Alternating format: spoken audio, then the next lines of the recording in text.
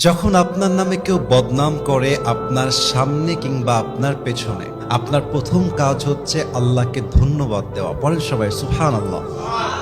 কি সুন্দর কথা আল্লাহ তাআলা বলছেন, খুব খেয়াল করবেন। আল্লাহ বলছেন, সবর ধারণ করো তাদের কথার ব্যাপারে যারা তোমার ব্যাপারে বদনাম করে। এর কারণ আমি আল্লাহ জানি তারা যা বলছে সত্য নয়, বরং তুমি হচ্ছ আসল সত্যবাদী। তুমি সেই অন্যায়টা করো নাই।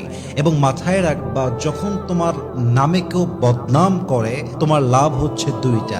এক, তোমার সমস্ত গুনাহ তাদের আমলনামায় চলে যাবে এবং তাদের সমস্ত সওয়াব তোমার আমলনামায় চলে আসবে। সুবহানাল্লাহ।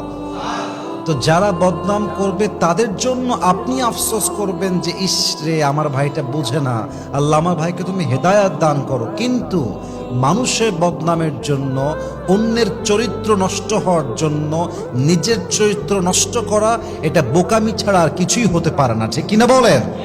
অতএব আজ থেকে বদনাম করলে নারাজ হবেন না, মন ছোট করবেন না, ভরসা রাখবেন এক সত্তার উপরে, তিনি কে?